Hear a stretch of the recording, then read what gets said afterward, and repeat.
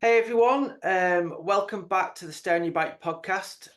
Sorry I was away last week, so we didn't do an episode, but I think we're going to make up for it this week because I'm super excited to have um, Richie Rude on, and he's had an amazing season this year. He's just got back from Monson and World Cup finals, and yeah, thanks for coming on, Richie. I know you're really busy. Yeah, of course. Good to be here.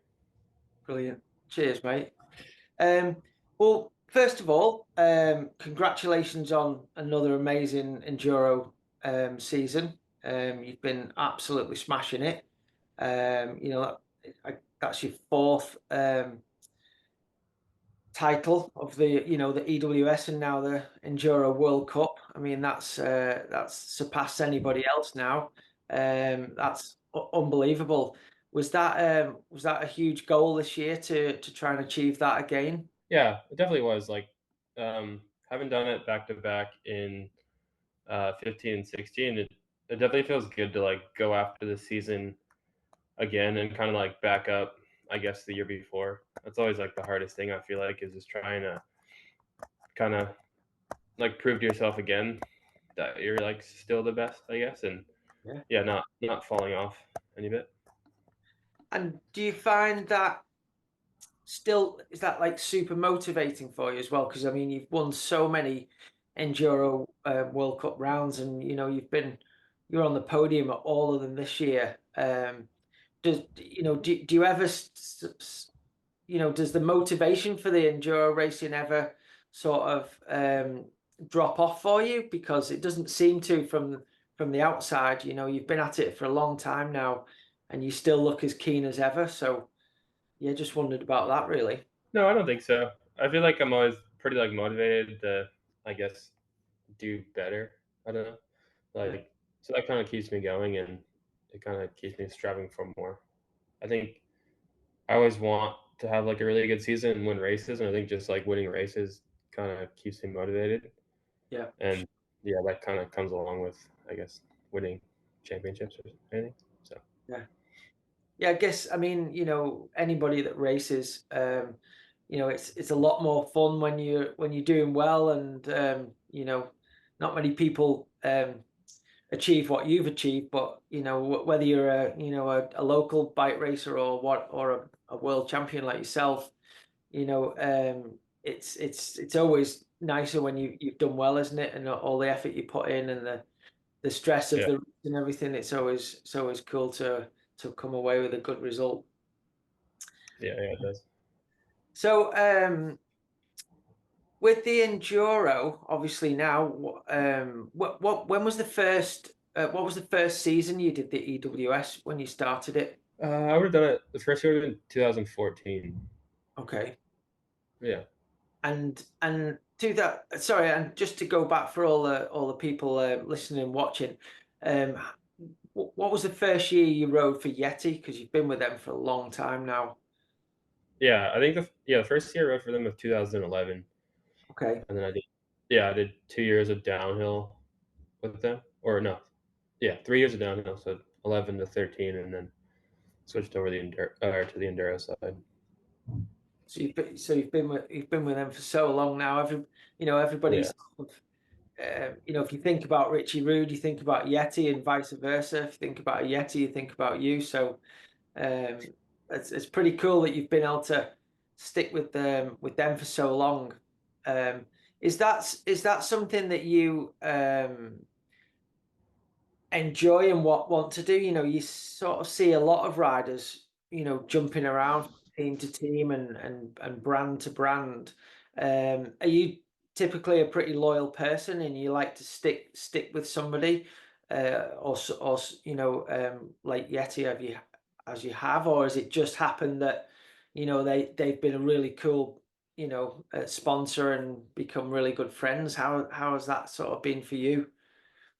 yeah. I feel like it's just I think like having such a great relationship with Yeti, and obviously like with my mechanic and kind of Mm.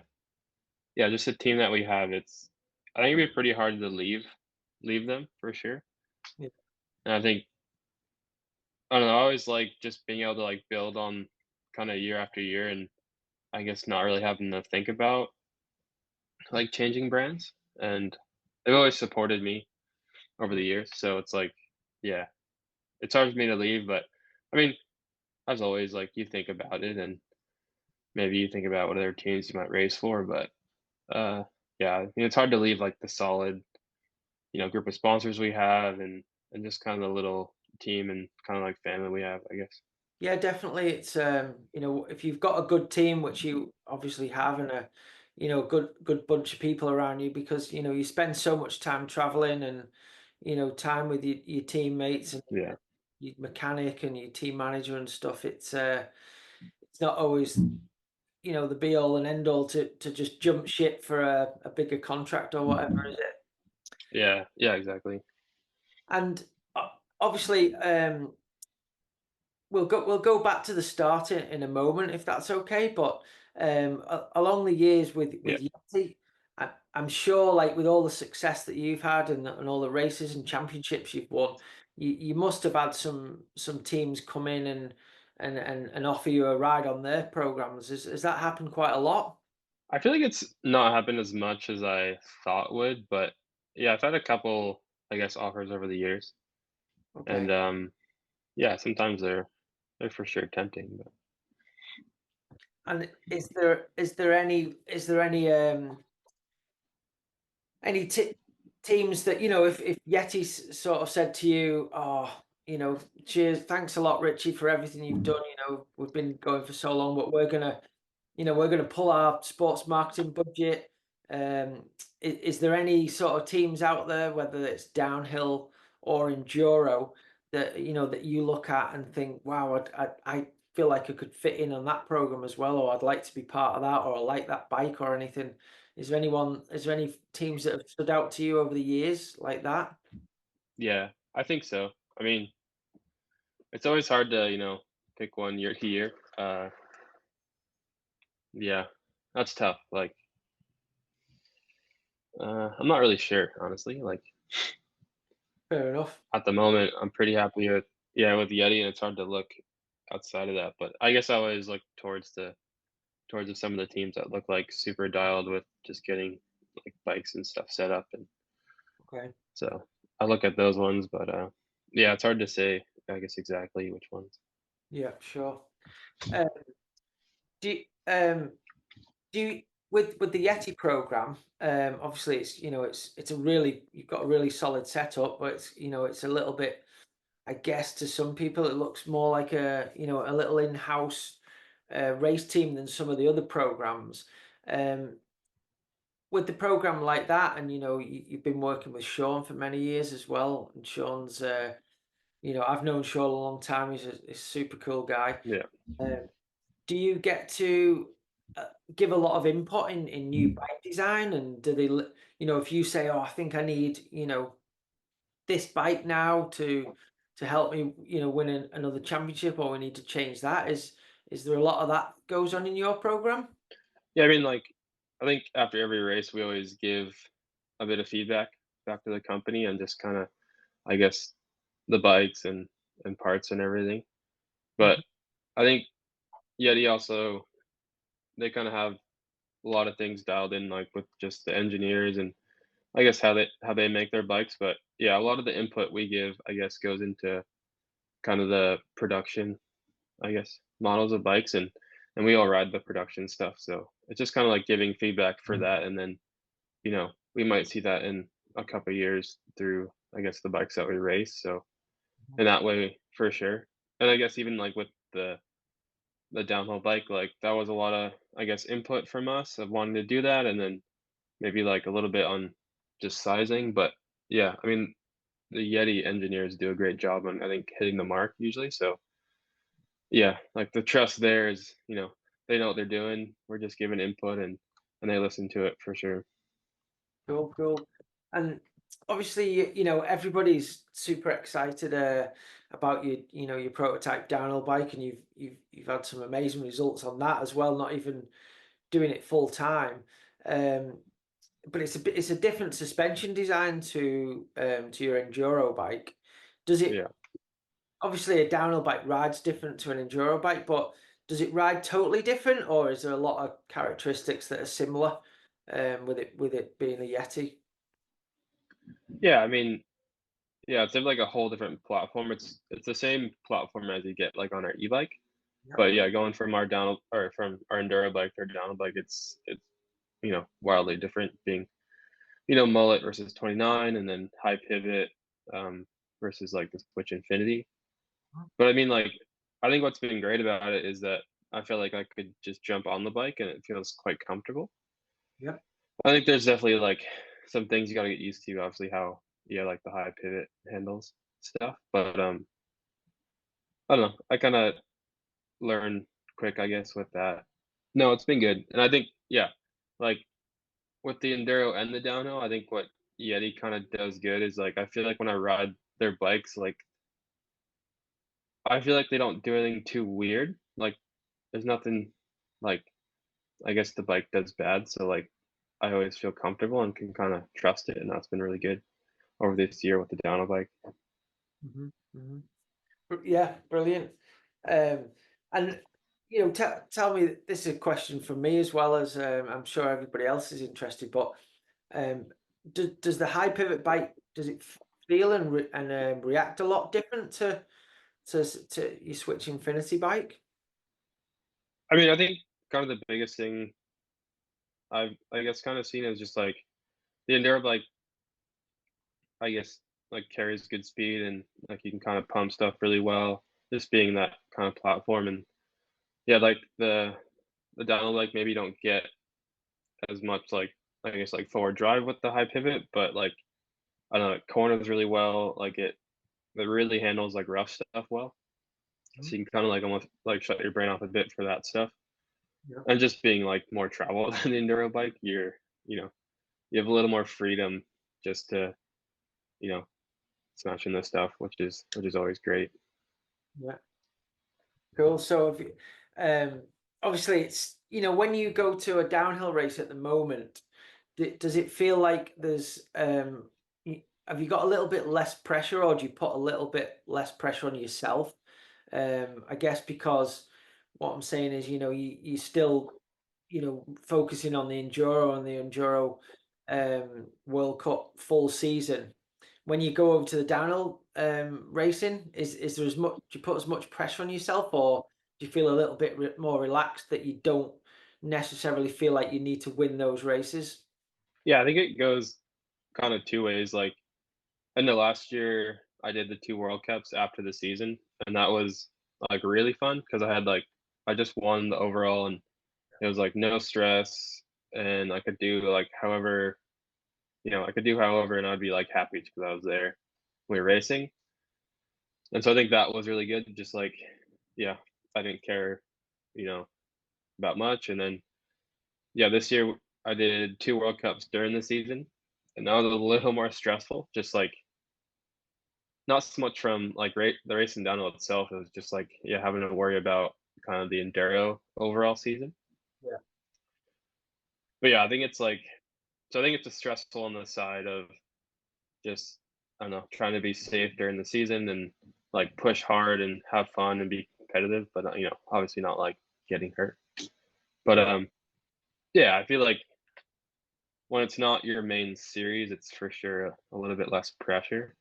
But I think I always put pressure on myself to perform and I guess be happy with my results. And you know, I don't want to go into it and come out of it and feeling like I could have done more effort or something. Where yeah, Yeah. Sure. And obviously, the the last year that you were racing downhill as your main focus, you were still junior, is if I'm not mistaken. You won that junior world title in Peter Maritzburg, and then yeah, it was after that season, wasn't it, where Yeti announced that they'd be focusing on enduro and you'd be swapping from downhill to enduro. So was it 2000 and 13? Was it your first year for enduro? Did you say? 14. Yeah, Oh, so I did. Yeah, sorry, yeah. Peter Maritzburg was 13, wasn't it? yeah, Mistaken yeah. there. And How was that for you? I mean, you smashed it at that World Championships there, and you know became world champion in downhill, which is amazing. Um, Yeah. did you know at that time that you were going to be doing enduro the following year, or did that come about after the season? Yeah, it came about after the season, like kinda late in the off season. Yeah, I didn't really thought about it at all, and I don't know, I think, like, I won Junior World Championships, was, I guess, was a big goal of mine, and some of the other races that year, I didn't, I guess, do as well as the previous. So, like, maybe I wasn't so happy with my racing then, and yeah, I think just kind of the main driver from that was, like, Jared was planning to move to enduro, and I kinda wanted to stay with him and Sean a bit, and so I think that kinda helped me, I guess, make the decision. Okay. So there wasn't any like thoughts where, oh no, I don't want to do this. I'm gonna have to find another team, or you were pretty happy just going over and swapping over to the enduro with those guys. Yeah, I was pretty open to it. I guess, like, yeah, I just felt kinda at home there, so I decided to make the change and see how it goes. Like, I always enjoyed riding my trail bike, so I figured it's almost, like, easier to do it then. So definitely. And yeah, well, first of all, let's if you don't mind, let's take it back to the early days of you riding and how you got into bikes, and where did you grow up, if that's okay. Yeah. So where were you born, and where did where did you grow up and stuff? Is that a similar place to where you live now? Yeah, I grew up in Connecticut, in Reading, and, yeah, I've been here all my life, really, so, yeah, kinda just started mountain biking with my dad. Like, we have some small trails here, um, nearby, so it's quite easy when I was younger just to get out with him and kinda ride bikes and kinda start just, yeah, enjoying that and kinda progressing from there, I guess. Cool. And what sort of bike riding did you do when you were a kid? Did you do was it straight into mountain biking? Did you do BMX? How did it sort of evolve? Yeah, it was, I guess that's when I was younger, I was, you know, as every as some kids start, like, yeah, like, pretty young, probably 3 or something, I don't know, I got on a bike and, yeah, I just kinda just rode, I guess, like, cross country trails, I guess, around our, like, nearby our house, and just, I think I did that for a couple years, and I got into, BMX and raced that for a few years as well. I don't know, it might have been, like, probably 10 or so, like, doing that. Kinda forget sometimes, to be honest, and then, yeah, like, um, when I was a bit older, like, me and one of my buddies, we started doing, I guess, like, almost, like, more, free ride, just doing some stuff at the park and having fun with that, and we slowly got some, like, interest in doing, downhill races. So that's uh, kinda where it started. Like, I did my first downhill race, at Mount Snow in Vermont, Wow, that's a and pretty tough then, track to start on. yeah, and that kinda from then on, that kinda started, like, I guess, a big time where we did a lot of racing on the East Coast, me and my dad and some of our friends, and yeah. Cool. And then obviously, how did you get on in them first downhill races? Did you do pretty well straight away? Oh, I don't really remember, but, I don't know, I just always remember having a lot of fun and, like, yeah, I would've been probably, like, 12 to 14, I guess, like, racing some of those series, and then always, I guess, like, kinda, my main competition those days was my dad, and always just kinda wanted to beat him and stuff, so that was always a fun little dynamic between us. Um, but I think I raced, like, nationals when I was 13 or 14, and then, I think I started racing, like, junior expert and pro from, like, when I was 14 to 16, so I kinda, like, picked up quickly, I guess, from there. And back then, did you get any help off any sponsorship, or was it just all sort of from your mum and dad? Yeah, we had like a I mean, we had like a little team in BMX and then, um, I feel like we always kinda partnered with some of, like, our friends and then, I forget, like, what age I was exactly, but we got some support, like, with Kurt Voorhees, and they had, like, his little Santa Cruz program, his All Ride Academy program. Yeah. So we got, like, some support with him on bikes, so that was pretty good, but, yeah, my parents supported me through a lot of it. Brilliant. And so what was your first, sponsorship where, you got support and you got, part of a program and all your bikes and stuff was what was your first major sponsor? Yeah, I guess it would've been, like, through Kurt with his, like, All Ride Academy, um, and just getting, yeah, a downhill bike or 2, for the year. So that was, like, pretty helpful through him, and And then that's yeah.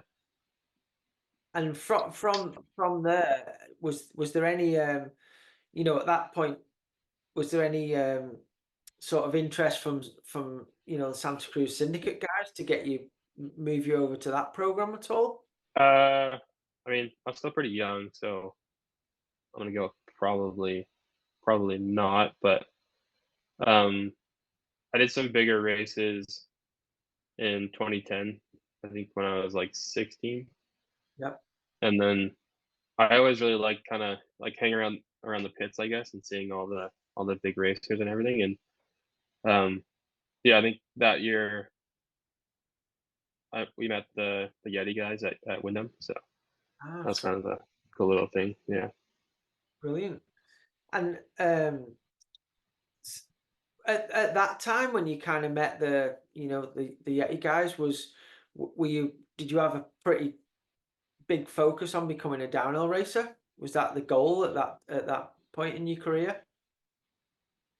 I feel like I feel like at that point, I still didn't really, like, I guess, know what I wanted to do. I just knew I loved, I guess, riding and racing mountain bikes and thought it'd be really cool to be on, a bike like Yeti and everything. So I think even for a while, like, I took it pretty casual, thinking this was gonna be, like, my job, I guess, and just, I guess, focus on just enjoying it. Brilliant. And so, how did that evolve, Richie? Did they start, taking you to all the US national rounds and stuff? And then how did that evolve into you going and racing the World Cups? Yeah, I got, I guess, pretty lucky with them. Like, we got picked up the next year in 2011, and, um, we did a bunch of US rounds on the East Coast, and, um, I believe that year I ended up doing, like, a video shoot with them over in Europe, so that was, like, really neat getting to go over there and kinda seeing some of the World Cups and just, I guess, seeing a bit of the racing, and so, yeah, that year, um, I pre-rode at Val di Sole and Mount Saint Anne, Yeah. so, yeah, that was pretty neat, just, like, yeah, doing more national stuff on, like, a little bit higher of a level, and then, yeah, getting to see the kind of the World Cup scene and getting to ride a track or 2. Well, and was that so? Would you have still been like in the youth category age then? So was that the year before you would start racing junior? Yeah, that would've been just the year before. Yeah. And what after you'd done that, did that give you a bit of a spark and thinking, wow, this is cool. This is what I'd like to be doing. Yeah, for sure, like, remember riding with, I guess, some of you know, the pro riders on the team, and yeah, I think I got pretty motivated to kinda keep doing that and improving. Brilliant. And so, where was your first World Cup? Yeah, my first one, was Peter Maritzburg, Okay. so, yeah, big And travel for sure. yeah, definitely. And who was your sort of teammates that year? I went down there, I think it was just me, Jared, and I think Elliot. Jackson also raced with us that year. I And believe so. and so was that kind of when you started your sort of friendship with Jared? Was that one of the first races that you went to with him? Yeah, like the year before, I was around him a bit, but like we weren't, as close, and just being able to kind of ride with him at the downer races, yeah, our friendship kind of started from there, I guess more. But yeah, it was definitely neat to be able to like ride and race with him. Yeah, for He was a, sure. he was a big four cross guy the year before, so Yeah, uh, didn't spend as much time. yeah. And did he ever obviously that was coming towards the end of like the big name sort of world UCI four cross. Um I mean, you mentioned to me that you done some BMX racing, and your physique and strength. That to me, I would think you would have been an amazing BMX racer. Um, did Jared ever try and get you to do any four cross with him? No, No. he like just retired that year before, but I don't know. I like watching it. It was cool kind of watching him, but I don't know. I wasn't. I guess I had more interest in downhill at that point than trying to do four cross. But it was definitely neat seeing him kind of train and do all that racing. Yeah. Because I mean, even like yeah, and even like racing on the East Coast, we had a lot of like dual slalom and stuff. So it was pretty fun prior to that too. yeah. Cool. Well, yeah, you couldn't have a much better mentor and friend than Jared. He's Yeah, whatever discipline he's raced, he's done really good at. Um, yeah. Obviously, I know Jared quite well, but nowhere near as well as you do. I remember Sean used to tell me a few things about Jared. I don't know if you know actually, but one of the first years I was running the chain reaction cycles team, um, we went over to Australia for a World Cup race, and Sean worked for us for the Canberra race because Oh yeah. he knew Chris Kavarik, and I was looking for a mechanic to have in Australia, and yeah, Sean worked for us, so that's how I met him. And then over the years, Sean would tell me how the things that Jared would do to be at his best for four cross, crazy, training and waking up in the middle of the night and having chicken breasts and stuff. And Yeah. Is is before you met Jared, did you know much about training for your sport, and had you already sort of done that, or were you just kind of a natural bike rider? Yeah, I guess I was a bit of a natural bike rider. Like, I don't think maybe I had like like cardio fitness, or I was, big into that. But yeah, I mean, I kind of liked training and riding, but I don't think I knew enough yet to really like apply it myself.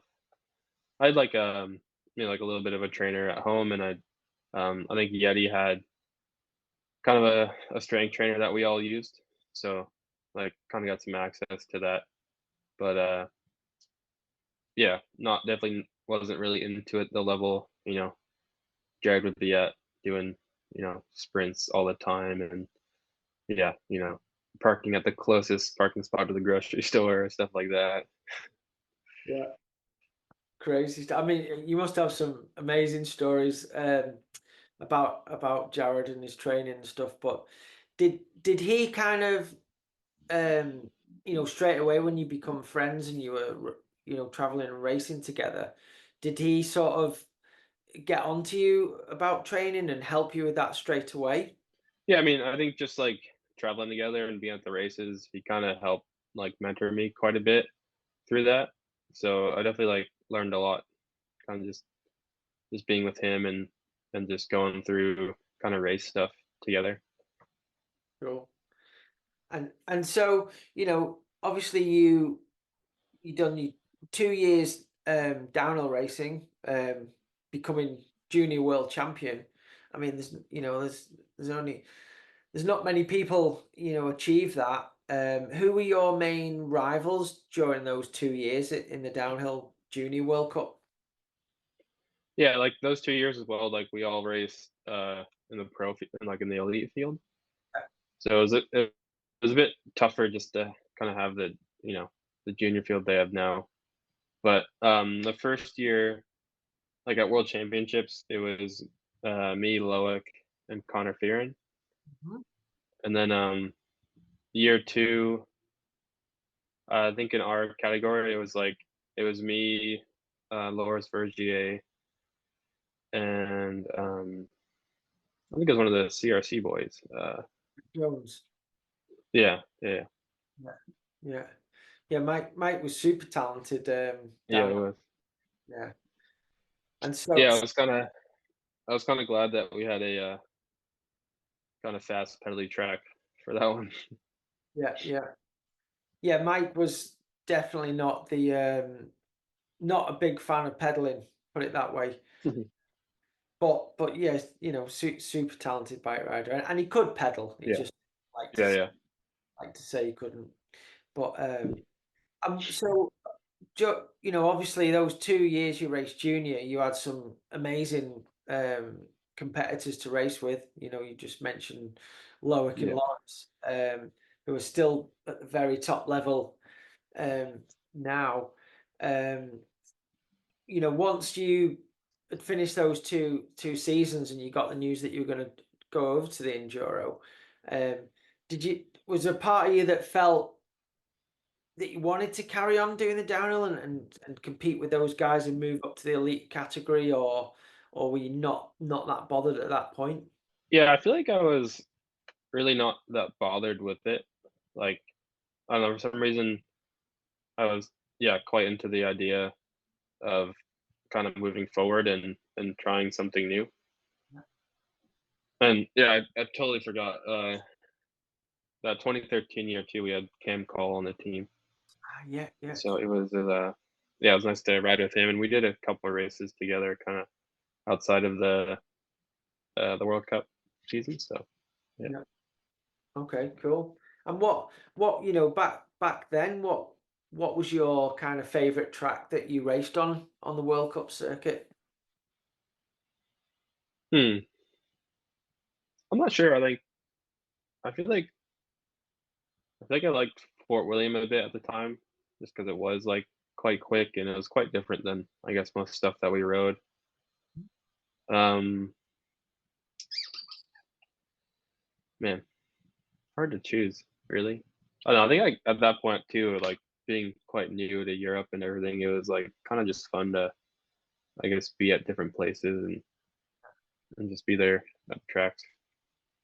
And it's still a young age when you're racing junior. But did you, um, because in the States you've kind of got everything. It's quite easy to, um, you know, from when I've visited and spent time in the States, everything's quite easy. The shops are open late and it's so easy and accessible to get stuff. Europe can be very different, especially in the mountains and stuff in Europe. Did you find any of that difficult, traveling at first, or did you just really enjoy the experience of it all and the food Yeah, and I feel like I enjoyed it quite a bit. I don't think it bothered me too much. Like I was like quite open just to being there and kind of, I guess, being a part of it. But yeah, I think compared to now, like now I'm pretty comfortable like about being in Europe, and I like it quite a lot. Mhm. Like it's definitely different from now to then. Like yeah, I definitely felt weird being there sometimes, but compared to now, like it's nice. Cool, cool. And so, when you were doing the Junior Downhill World Cup, did you have a specific training program, like, and then did that have to change a lot when you decided to go over to race enduro, which was definitely building and on the up at that time, wasn't it? Yeah, yeah, I think I had like a little program going, and then yeah, like switching to enduro that year. Cam invited me to come down to New Zealand for that off season. So yeah, I think that was quite good for me because I didn't quite know what I was doing, and I picked up Todd Schumlich as a trainer then too, Is that the same year? and yeah, Cool.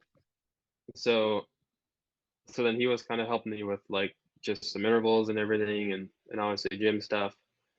And I think at that point I was just trying to make sure I rode my bike a bit more and a bit longer, and just trying to get some of that, I guess, fitness because those years it seemed like you're on the bike for 5 to 6 hours a day at the enduro races.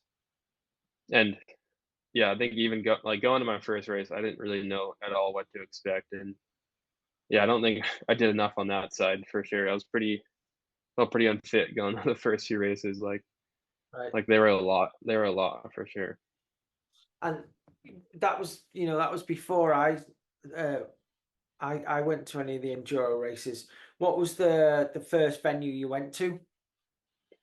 Yeah, so I went to, I think it was, I can't remember the name, but it was one of those spots in Chile. Oh yeah, It was like Chillon or something, and um, yeah, we were like in a lot of like volcanic sand, and it was a 4-day weekend 'cause we practiced 2 days and we raced 2 days. yeah, And yeah, like there was a lot of like hiking for like 45 minutes up, deep sand, and yeah. it definitely felt like I was thrown like right into it. So And, and yeah, it was hard. and how did you get on at that race? I think I was in the 30s, Okay. I want to say. Did you have a goal for that, or did you just kind of take it as it come at that point? No, I think I just kind of took it as it went. I think that's kind of like how I guess I would have treated like that first full season was, I guess, just getting used to doing the races and just kind of learn as I go, I guess. Cool. 'Cause yeah, I guess I knew I was a fast bike rider, but it was trying to figure out how to do that, you know, over these long days that we raced. Right. Sure. And obviously good thing about mountain biking I like is that, people who are good at it are all different shapes and sizes and Yeah, weights in downhill and in enduro.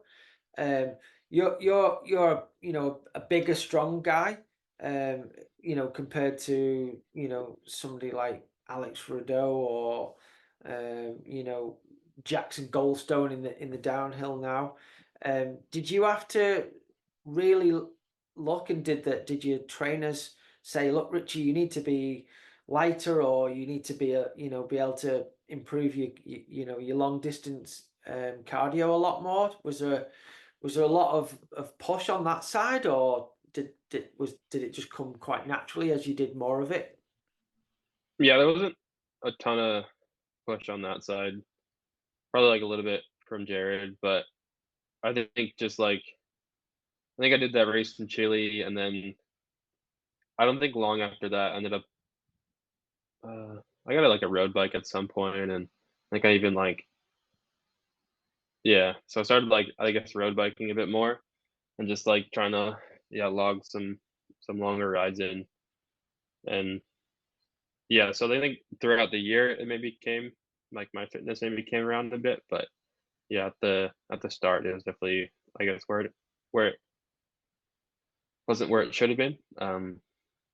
But yeah, I mean even now like I'm still quite heavy, but I always say I want to lean down, and you know I don't.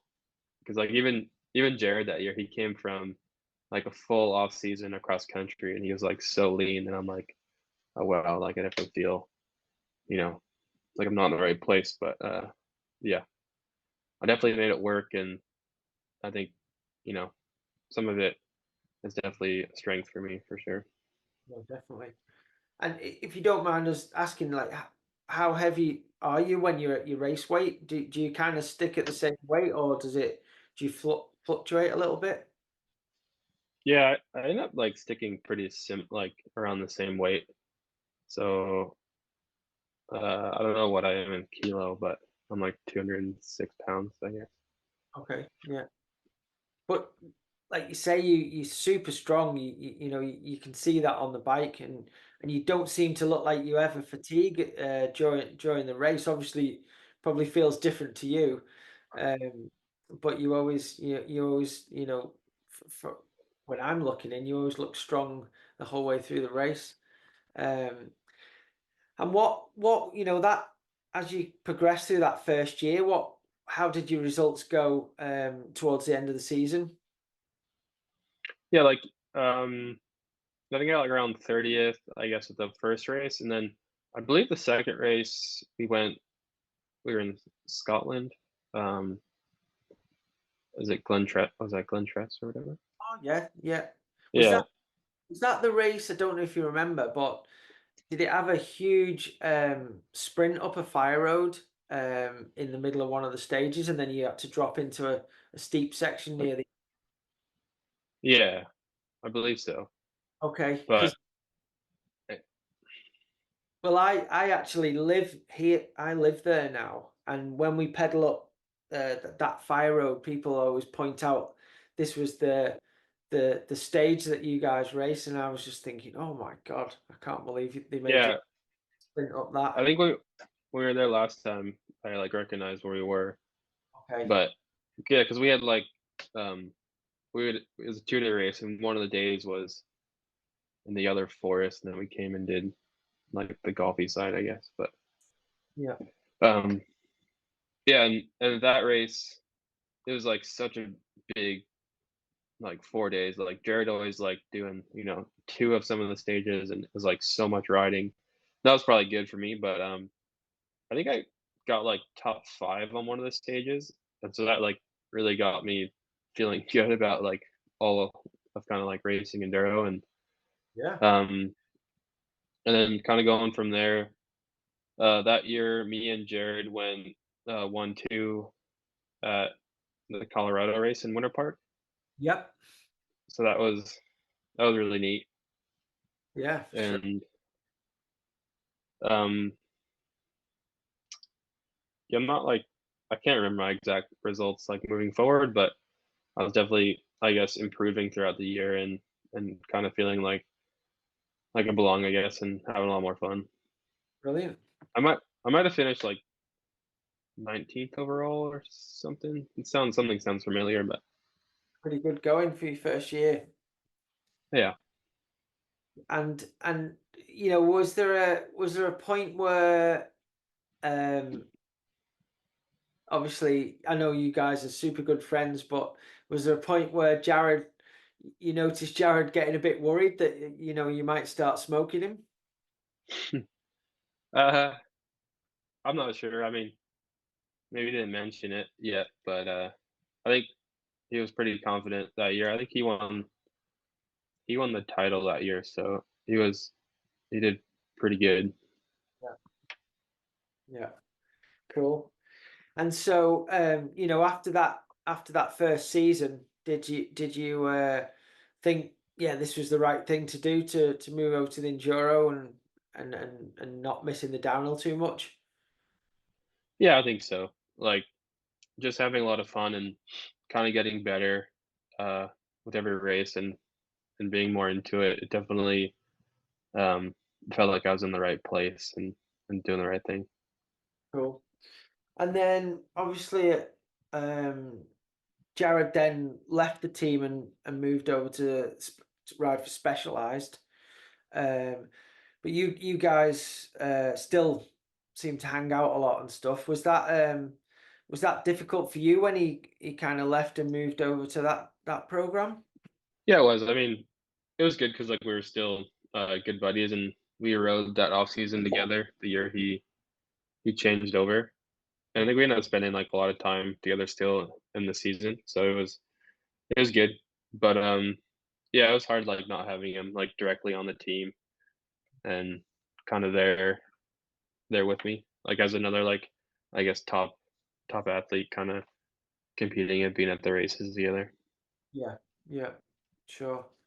And was um, once Jared left, I guess you moved into the main role for Yeti for the enduro. Yeah. Um, was there any like sort of added pressure on you at that point, or were they all just really, chilled with it? Yeah, I think they're all pretty chill. I feel like um, kind of the team's pretty good at like not applying a ton of pressure to us. At least to me, like I feel like you know kind of leave me to put the pressure on myself and kind of go for it. So yeah, I don't think I felt you know too bad about it, and just wanted to keep improving myself and go racing. Cool. And tell us a bit about the first time you won the EWS overall. How did that year progress, and how did that all come about for you? And how was your nerves as you were going throughout the season? Yeah, it was definitely pretty wild. Like me and Jared spent that off season together, and we had had a pretty great time down there, and we did a bit of racing together, and yeah, I just thought like things are moving forward pretty well, and yeah, like I just think that season, I guess stuff started to kind of click a bit more, and yeah, I just started finding my flow, kind of with the whole enduro thing, and um, yeah, and I think just like even just looking at results, like I guess I started the season a bit slower, and I don't think I even considered that like an overall would be, I guess, possible that year. But kind of as the year went, it yeah, it got better and better, and my results kind of came with it. Yeah, And I think just yeah, like winning that first race in France felt pretty special. Like felt like a pretty big deal, and yeah, I kind of like went on a little bit of a roll from there, I guess. yeah, yeah, you definitely did. And did that, winning that race, did that just give you a bit of extra confidence and think, you know, I could win this thing? Did it just give you that bit of extra confidence because you already had the speed and the talent? Yeah, for sure. Like kind of being able to be, I guess, the top guy on a day. Uh, it felt really good, and I think even at like the race in Whistler that year, I think I was probably in the top 3 or I was 2nd in the overall or something, and um, Justin Leo got hurt, and then I think I ended up winning that year in Whistler, and yeah, and then like having the overall lead from there, it was like whoa, like this all just came together like pretty quickly, and things are things are possible for me to win this, Yeah, and it's quite funny because like the year before, like Jared and Tracy won, and I was like kind of joking that like all I really wanted was uh the overall trophy, and yeah, it's funny that it all kind of came together next year. brilliant, brilliant. So, obviously amazing winning that title. Did you uh, did you think then, this is it now? I've got to do this again. I've got to back this up the year after. How did it all feel then? And then, the next season with the number one on your back, did you feel a lot of pressure to try and do that again? Yeah, I think so. I think that year I must have just kind of like taken that bit of confidence from the year before and like flowed that into the kind of the opening rounds. Um, yeah, spent a little more time as well, like in Australia and in New Zealand over the off season, and I think just being able to go into that the 2016 season and win the first 2 races, like, really boosted my confidence, and that was pretty big, I guess, for that year, just kinda starting strong and knowing, like, it's kinda continuing on from the year before. Sure. Yeah. And obviously, over this period as well, Richie, quite a few things were changing with the bikes, weren't they? You went from Yeah. 26-inch wheel bikes to 27.5, then onto 29. How did you adapt with all that? And have a preference with all the different bikes? Because I remember when our team, the team I used to run, first moved over. I remember for a while there, you were when we eventually all swapped onto 29ers. You were on a short travel bike for quite a while. Um, Yeah, like yeah, because I remember in uh, the 2014 season, I think we were one of the last few to switch over to the 650, yeah. and then yeah, we ended up kind of getting the SB6 that year later in the year, and I think that's kind of when I think we both started to feel more comfortable on the bikes and being able to push it a bit more. Mhm. And yeah, like I think I spent a few years on that exact bike on the 650 wheels, and um, yeah, I think it went pretty great for a few years, and um, yeah, I think I eventually I wanted to switch over to the 29er. It seemed like a lot of people were doing it, and yeah, and a way for to make that happen was to ride our 5-inch travel bike. Yep. I think I I think I rode it with a 170 on the front, but Mhm. yeah, it was definitely a little lower travel for sure. But just wanting to be on the 29er wheels like everybody else. Sure. And do you think looking back now that was the right choice? Do you think the 29er wheels made that much difference? Was it a lot faster than your 650B bike? Do you think? I think for my head, it was good to like be on something different and be on the 29er, and um, I think I even switched back to the SB6 for the 650 wheels for Whistler in that year. Just I think I felt like at that race, the bigger travel bike was better and more suited, but I think for the rest of it, I was pretty happy to be on the 29er, and I felt good on it, so kinda Sure, I guess all that counts, yeah. definitely. And did you never try? As far as I remember, you've never rode mullet at the races. Yeah, I think that's kinda I think I like just having the consistency of being on the same 2 wheels, I guess, and I think it partly too, like, we didn't have a kind of a dedicated mullet bike, and so we thought just to stay on, I guess, like, more of a stock bike than try and make a mullet was better, so Yeah. So yeah, you never tried like your SB6 with a 29 front wheel and fork on, for instance. You never tried that setup. no, I don't think we did. I don't think I wanted to sacrifice the travel up front, um, for for the mullet. Fair enough. Yeah. Yeah, fair enough. And so, over the years that you've been doing the enduro, you've had, you know, like any champion, you've always got a lot of competition over the years. You had Jared in in the early days. There was Justin Leov, and then Sam Hill come into it. Um, Jesse Melamed, the list goes on. Now Alex Rideau and Martin Mays. Is there any guys over the whole period that you've really um, thought were the most challenging? Or I guess that everybody at that level is challenging, but is there any guys that you've really had to think about how to beat more than others?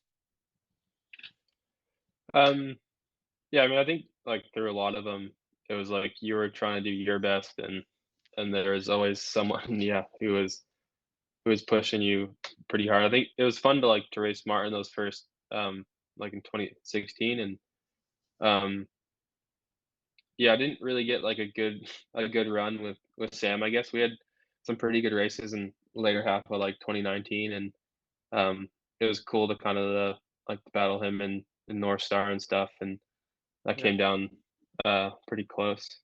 yeah, But for sure, like, the most competitive, I guess, I felt was, like, racing against, like, Jack and Jesse. I just feel like the racing was so close Yeah. those couple of years, like, it was really hard to stay, I guess, like, focused mentally and stuff because like, you knew you had to win or be second, I guess, to, like, stay in it, Yeah. and so that was quite hard to do for, like, a full year, especially when we had some of, like, the back-to-back, like, double weekends, with 2 races, Sure. um, so yeah, those definitely felt, I think, the hardest for me. Yeah. And how obviously over that period as well, what kind of racing has evolved.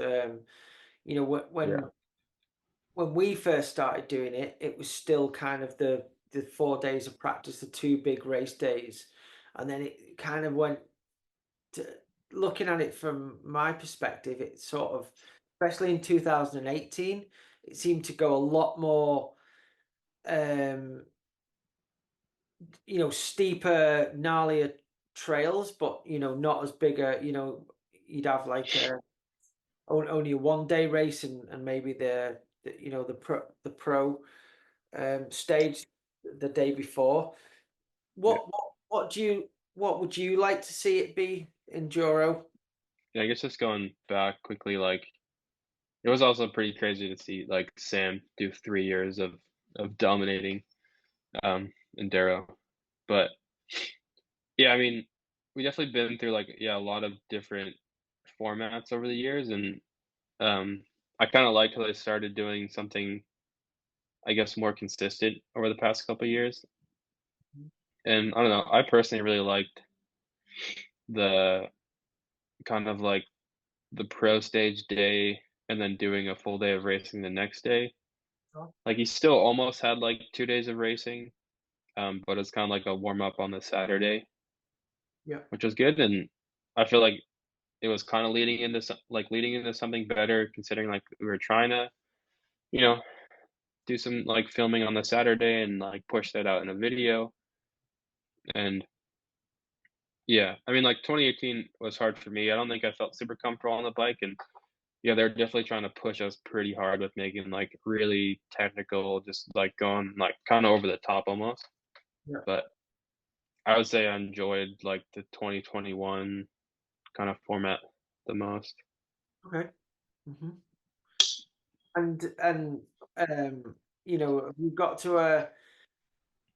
Do you think over 30 years? I've not been at the races this year, but I watch every race and watch as much footage as I can. I see a lot of people sort of talking about it's gone a bit more physical again with really big pedally stages as well as technical stages.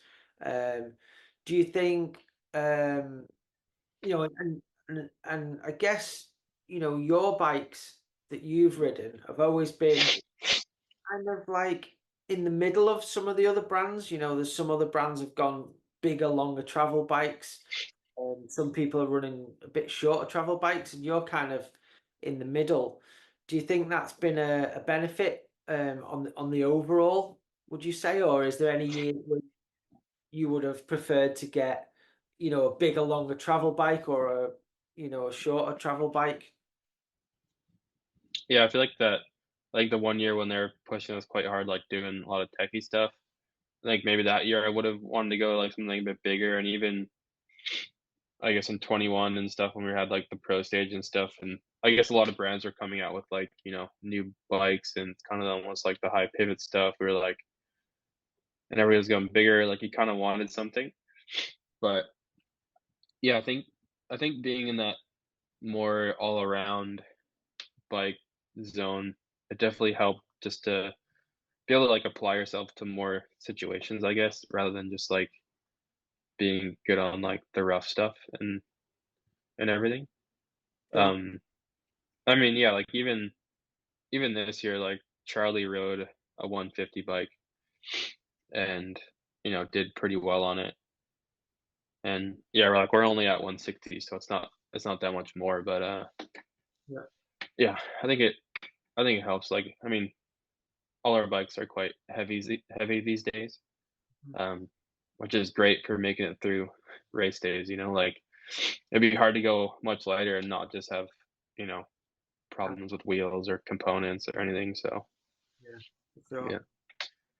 And do you, do you think, where the Enduro is at the moment, do you think it's gonna stick with that kind of format, with keeping it with the 1 day, not going back to the 2 day racing? Yeah, I mean, I think to make it like the most efficient, it seems like the 1 day is easiest just for when you have. I mean, just with having like e-bikes and stuff, I think it'd be hard to do like a 2 day format. But I mean, I always kind of like the pro stage stuff, and thought that was cool. But Mhm. yeah, it seems like just um like even just having the world championships on a 1 day format. I think yeah, just trying to stick with that and keep it consistent seems ideal. And then Cool. like you know you don't need 8 trails in a location. We can race 5 or 6, and Yeah, it's not as hard. yeah. And do you think that's the right kind of format moving forward with enduro racing now? Do you think that's where it needs to stay? I think it's hard to know what's good, but um I don't know. I like to see like more racing, I guess, and um yeah, I think just going back to like the 21, 22 seasons when kind of it felt like we're doing a lot of racing during the days, and um you know just even it was a bit more chairlifter stuff, it was still it's just as hard because you push yourself harder on the race stages, and the race stages could have climbing, they could not, but it's like you're still going to push pretty hard, and if you're not as fatigued, then I guess it makes the racing a bit tighter and everything. Yeah, for sure. Definitely. And what are your um favorite type of tracks and venues? Do you like the faster, high speed stages? Do you like the more technical stuff? Or do you just, obviously you're really good at all of them now. Is there any preference that you have though? Yeah, I feel like no, I enjoy whatever, but I just kind of like when they flow, and you can kind of get into the stage quite a bit, even if it's like super techy and fresh. Like when it flows and you can kind of get into a rhythm, it's really good. I have a hard time when it gets kind of like choppy, and um, like maybe you're not riding the exact trail, so it kind of gets broken up a little bit. Um, so yeah, I guess I like it when it flows a bit. Like the France series we had in Combloux was really fun. It was just like a lot of corners. It was pretty rooty, so it was technical in bits, and Yeah. that was really good. Okay. And what would you have said was the best venue this season? Yeah, I mean, I like that France race quite a bit. I think that had to do a bit with the conditions being good, and I mean, I think just having done well at a lot of them this season, I kind of enjoyed them quite a bit. Just like with finale was really good. Poland, it was nice like having a new venue. Yeah. Um, that was nice, and yeah, Leo Gang was a little better this year. I think we had a little like nicer selection of tracks. Mhm. Um, yeah, I think one of the tougher ones for sure was Switzerland. Like it was a lot different. It was like super fast and rocky, and you really had to like like let it go and kind of trust your bike a lot. It was like so much punishing over some of the stuff, and it was pretty physical as well. Right, But okay. yeah, I want to say France, or even Louisville it was good because it was super muddy this year, and Yeah. I kind of enjoyed it in a odd way. So Cool. How was the World Championship? This is the first time it's been a UCI Rainbow Stripes World Championship. How was the event first of all? Obviously you did really well getting on the podium in third. Obviously I imagine you know third's an amazing result, but after winning the World Cup overall again. Your goal was probably to try and win gold, but tell us a bit about the World Championships. Was it as good as everyone was hoping? And was it obviously the weather was a bit of a challenge, I guess, and they had to shorten some tracks and stuff. Was it? But yeah, sorry, tell us how it went. Yeah, I think Canada was a great location to, I guess, have the first one. Like, I mean, it has great views, and the tracks are usually like pretty fun and quite challenging. But yeah, I mean, the weather definitely threw us a curveball for sure. Just like having to deal with, it being super cold. There was some snow at the start of a few stages where they had shortened them. But I think in all, like, did a pretty good job, like giving us a good race day to kind of go for. And yeah, it felt special just trying to like have that like the jersey in the back of your head and racing for it all day, kind of in your national kit. Like it is another enduro race, but yeah, it felt a bit more special. And yeah, like it's a little hard to get into the mindset, I guess, because like only having one day of practice, like you're kind of just racing off your whatever form you have that year. And Yeah. um yeah, I think kind of the thing that felt the best for me at that race was just being able to like stand on the podium at like the first ever world championship. It didn't feel like any other race I'd done that year. So yeah, that was really cool. Oh, brilliant! Well, congratulations on that as well. Yeah. Yeah, I Great. think sorry, I think even just like the fact that it snowed and the conditions were so wild, it made it yeah, it kind of brought it up to a different level, I guess. But it's a shame that um, it was like that as well. Sure. And was that obviously? I think it's the right way to to to do it. In my opinion, to have the World Championships after the World Cup has finished. In previous years with downhill and stuff, sometimes there's been a World Championships and then extra races like in the World Cup downhill this year. Do you think it's better to have the World Championships once you've finished the World Cup? Yeah, I feel like it is. It's just nice to have that so you don't have that stress of, having to do other races after that. And yeah, and just being able to focus on it and kind of finish the season with it feels I think it would feel a bit better than I guess like having to like focus yourself on the world championship, and then if you're in a title fight to go back to that, I think it would like affect you a bit. And I think it's pretty nice how we did it this year. Sure. Yeah. And and yeah, yeah, I totally agree. So out of all the four titles that you've won so far, what has there been one that means more to you than the rest of them, or are they all pretty similar, would you say? Um, I think they're all pretty similar. Like, I mean, the first one definitely felt really great, just like having done it at that like age and everything. But I think the one last year in 2023 probably feels the most special for me to me. Like having done my last one in 2016 and waiting whatever it was 7 years to do the next one. It felt really great just to be able to wrap it up all again and be consistent and be up there at every race, especially after doing having a couple of years where I was right there, but it didn't quite happen. Yeah. So I Yeah. feel like that one was like just felt like it had been coming for a few years, and finally got it. Yeah, that's amazing. That's like you say, that's a long time to in between winning the titles. Was there any point in those years where you kind of felt like you were getting burnt out with it and you weren't going to win another one, or did that not really cross your mind?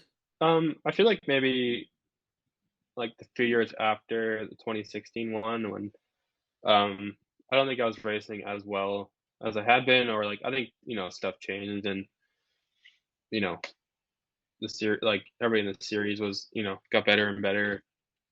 Yeah. But yeah, I think like in the 19, 20, and 21, 22 seasons, like I think I was pretty like hungry for it again, and I feel like I was riding really well all those seasons. So like I feel like it was definitely possible those years.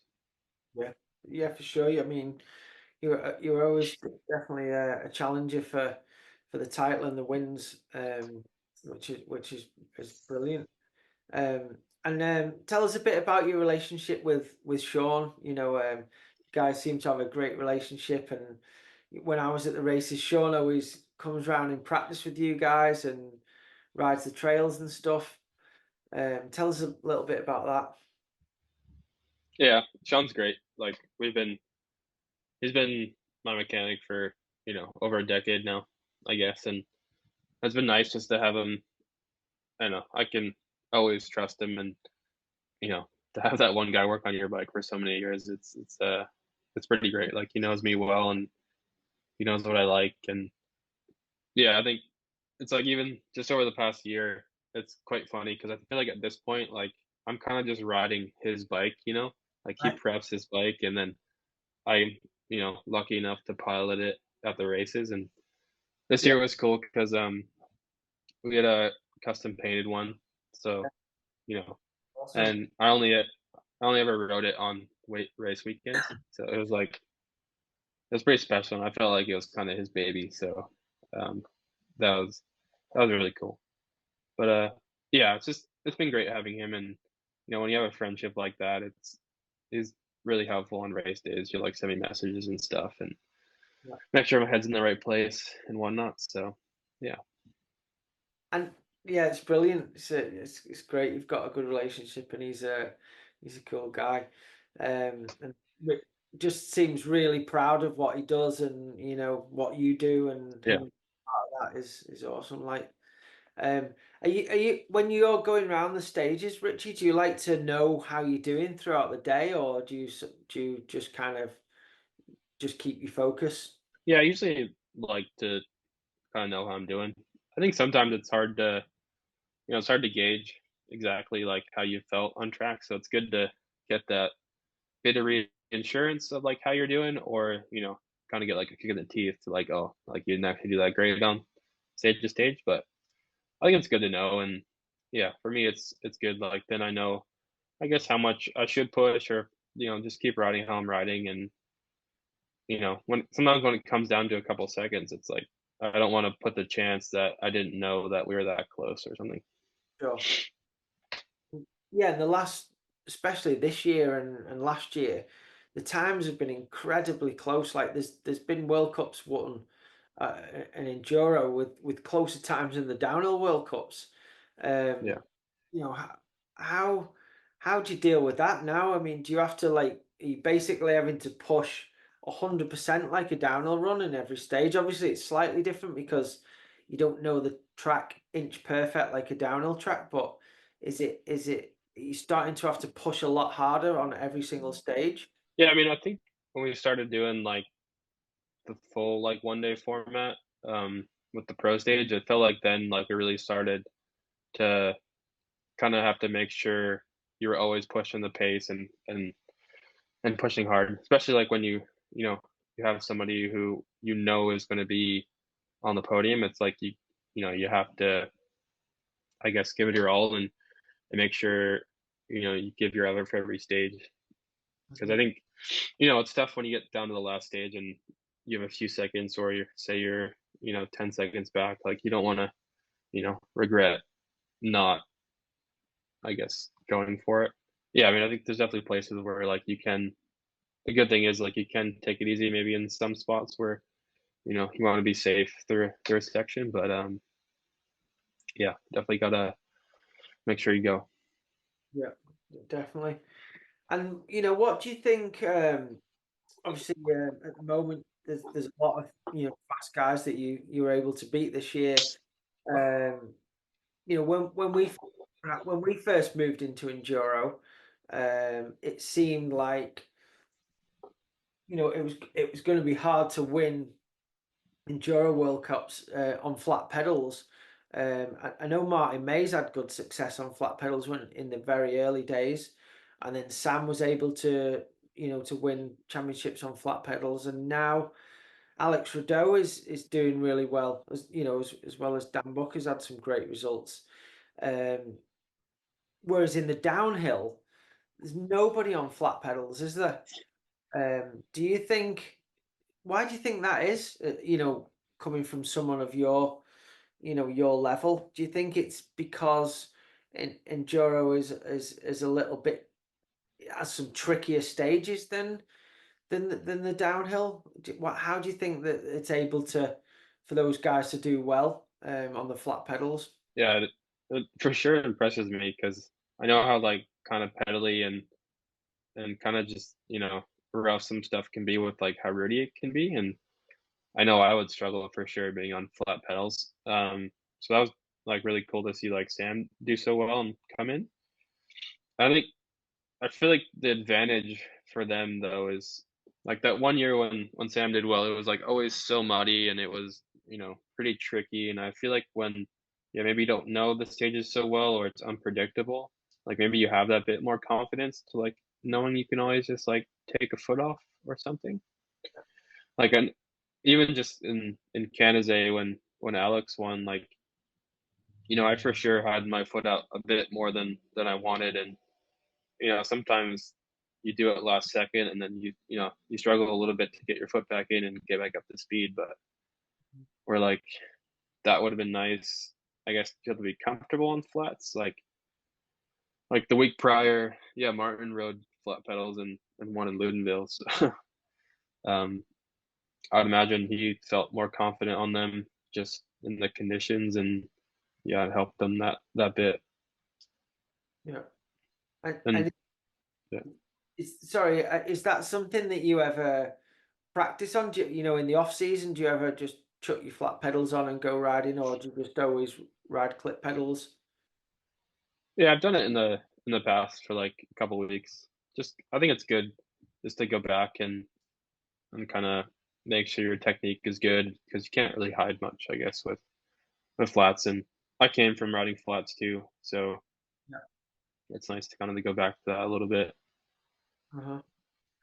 Cool, cool. Yeah, I'm just interested to know from your point of view.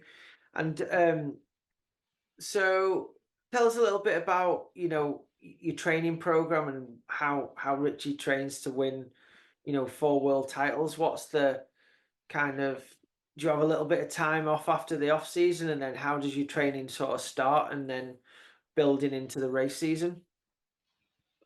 Yeah, for me it's always tough because like we get home in October or whatever, and it's fall time and the weather's usually pretty nice for the next few weeks. So I always like to ride a little bit, I guess, and just casual. Yeah, I know the weather's gonna get bad and it's gonna be hard to get outside.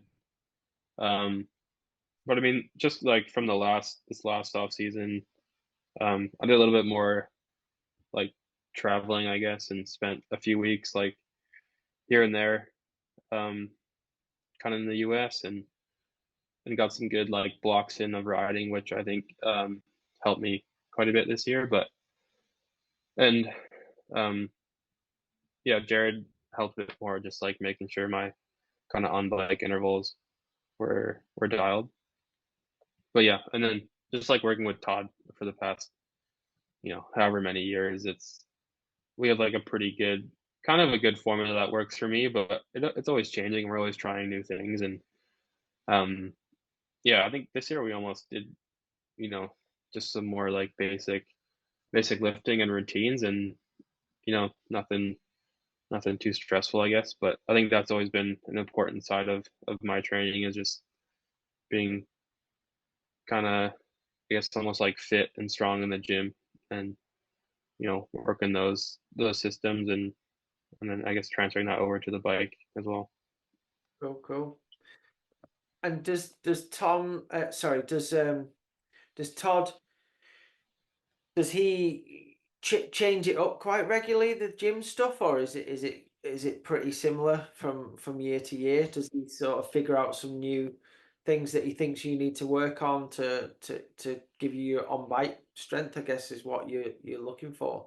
Yeah, like I think we keep, similar like routines and we'll do similar stuff in similar months, but like it always changes I think just a little bit just to even keep it fresh and keep it different, which is good. Yeah. And yeah, I mean, we're always learning, so it's like you want to, you know, sometimes it's good to, try something different and see what happens, but yeah, it's also hard to like I think year to year you want to I guess continue doing what you did that that worked. So, Yeah. there's definitely a bit of that in there. Okay. And with the gym stuff, do you sort of train on and off all year with that, or do you go to a certain point and then leave the gym stuff and move on to more bike and intervals and sprinting before the season? Yeah, we've always been big on trying to continue it throughout the season. I think this year ended up probably missing more than I had in the past, just because like we did have a lot of races this season, but I always like to come home and get a week or two in, kind of back in the gym, and you know definitely not going I guess as hard sometimes as maybe early season, just because you're a little more fatigue Yeah. or whatever. But yeah, I like to keep it going and just keep the body kind of topped up in those movements or in some of those little like intervals and stuff. Yeah. Cool. Cool. All right. Well, obviously, looking from the outside the outside world, looking in, watching, being a fan of the racing and what you guys are doing, um, it looks like more and more, especially with Yeti making that cool downhill bike that I see all the comments, people are hoping that that comes out to the market. Um, what's the plan for you moving forward? Obviously, you've won 4 World Cup titles now. Obviously, now there's another goal to go after, I imagine, with the World Championships in Enduro. But are you going to focus still on the Enduro, or is there going to be a point where you think you might want to switch over and do downhill full time again? Yeah, I think that's I guess kind of the big decision over the next few years or even like the off season. Um, yeah, it's hard to leave enduro. I really like it, and just being able to get on podiums is I think is pretty special to me. Yeah, So, but at the same time, it's like having this opportunity to race a downhill bike for Yeti is yeah, it's kind of hard to pass up as well. And yeah, I'm just hoping I guess like to race either one and I guess kind of to push forward and make a good effort. It's hard doing both, and it's fun to do both, but yeah, when I guess you have to focus on two things, it's kind of tough. But yeah, I think no matter what, I want to definitely like focus on Enduro World Championships and get a jersey. That would be really really cool. cool, cool. Yeah, for sure. And what do you think about the format? Obviously, it's all gravity. Downhill's downhill. Enduro's, predominantly pedaling up or getting around and doing multiple downhill races.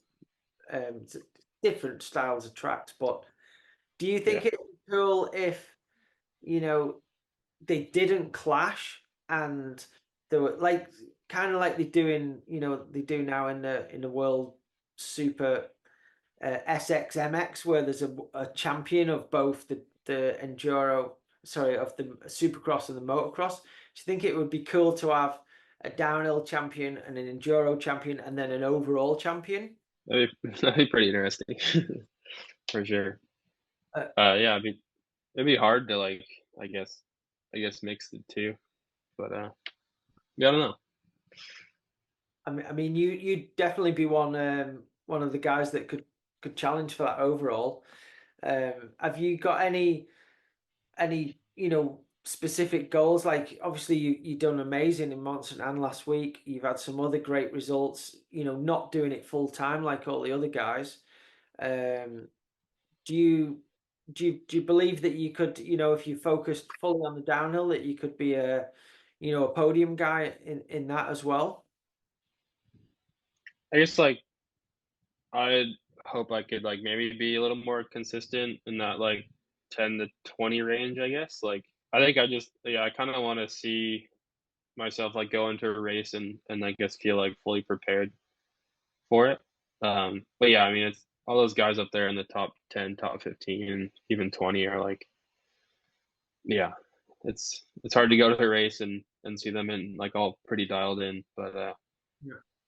yeah, Yeah, for sure. I mean, it looks to me that, the downhill teams now, it's not like we just, have one team camp in the off season and, a bit of testing. It's like, seems like it's pretty full on all through the off season now yeah, with downhill and testing and, all the computers on the suspension and, the brands with, like Commensal obviously put a ton of effort into their program, with the yeah. setup and stuff. So I think you've kind of got to do all that as well as be a top rider as well, haven't you? Yeah. Yeah, it's definitely it's a lot like going to the races and seeing all that and yeah, it's hard to think that you could get there without it. But I mean some guys do it for sure, but yeah, you gotta be pretty talented and confident with your setup, that's for sure. Definitely. And who as someone who's not racing full time downhill, who impresses you the most that you've raced downhill with in the last couple of seasons, and who do you see is going to be the champions over the next couple of years? Do you think it's a case that the the junior kids are going to come through and dominate soon, or do you think some of the guys like yourself and Loic and you know Finn and them guys can hang in for a few more years? Yeah, I mean, it definitely seems like a lot of those guys are still doing really well, and I think when you have that much experience, it's you can really use it to your advantage. It seems like, um, but yeah, definitely some of the younger kids are looking pretty quick out there, and yeah, if they're on one of those bigger teams, they've definitely got the tools for it. But yeah, like Lockie over the past weekend and stuff, he's been looking quick this season. Yeah. I mean, yeah, just watching Jackson last year was pretty cool, but yeah, I Yeah, mean, pretty impressive for sure. And do you see any really fast juniors coming through from the US in the enduro? Is there any guys that we should be looking out for moving forward? hard for me to say. I mean, I feel like sometimes you know, I lose track of what's going on in back home sometimes, just because I don't know, I'm focused where I am at the races, I guess. But yeah, one of our junior kids we have on our team, he's going pretty like JT. He's going pretty good. So Yeah, it'd be cool to like kind of see him and maybe support him over the off season a bit to kind of get up there. sure. And so, do you stay? Are you going to stay around your home? Do you stay around most of the winter and then go off, or do you kind of try and split the winter up and go to some different places? Yeah, I think I'll split time up a little bit.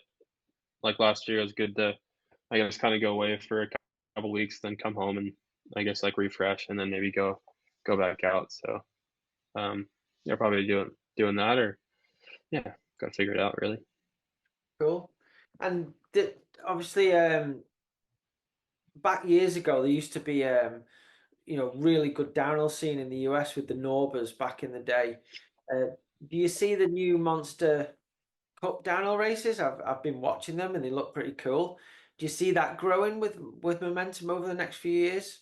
Yeah, I mean, I hope so at least. Like I think it's good to have a strong kind of series in the US for us pros to do and to be competitive like at the races. There's just doing those ones and doing national champs. There's such a good group of guys kind of to push each other um, kind of at those home races, and I think that kind of stuff really helps to, I guess, like motivate people who can't quite get to the World Cups yet, or kind of get that experience that you need for it. And I think like I was pretty lucky having like a good series at home when I was younger, and I think that kind of contributed to a lot of like my skill and everything. So yeah, I'm hoping that kind of stuff evolves and gets people to the races. Brilliant. Yeah. And before we wrap up, obviously I don't know. Not spent a lot of time with you over the race season, the race seasons that we've both been at. But you seem like pretty good mates with Aaron Gwynn, and I guess you and sometimes Todd trains both of you guys. Do you get to go and ride at Aaron's bike park much in the off season, and do you spend much time with Aaron on discussing, you both had amazing careers.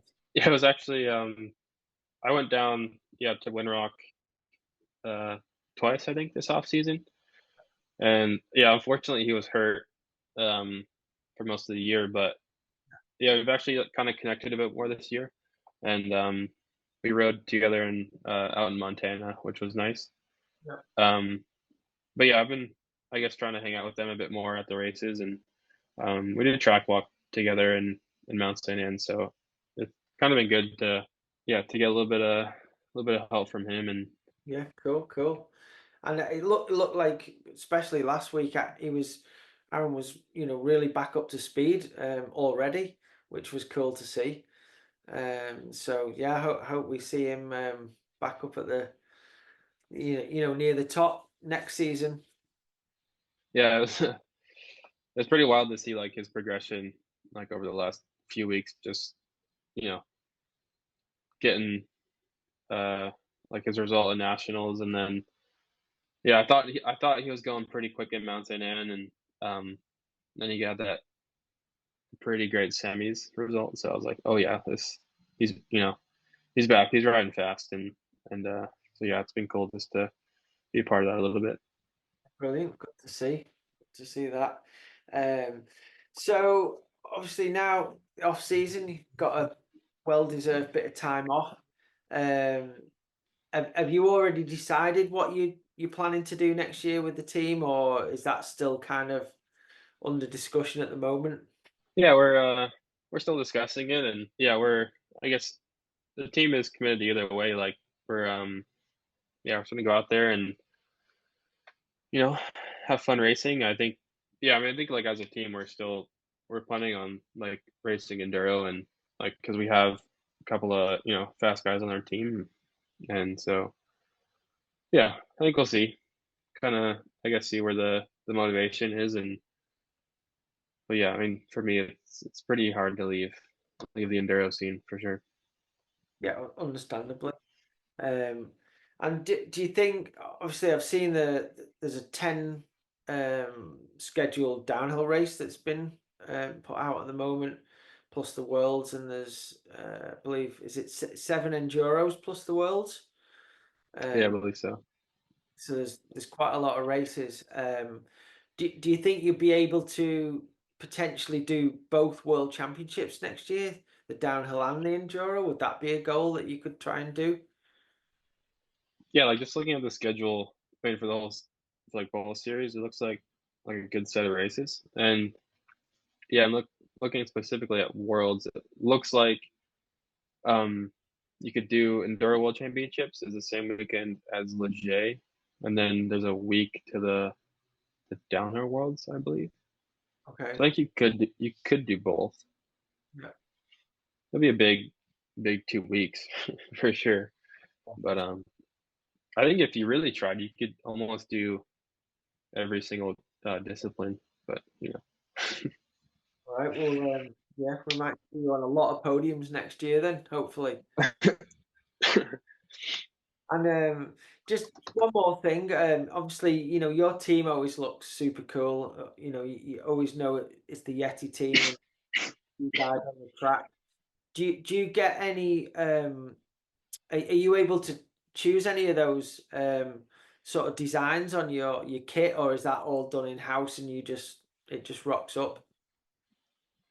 Yeah, I mean, a lot of the design comes from Yeti, and I guess like, yeah, their our design team kind of comes up with those things, and you know, we'll have like a little input here and there, but yeah, that kind of comes from our team at Yeti.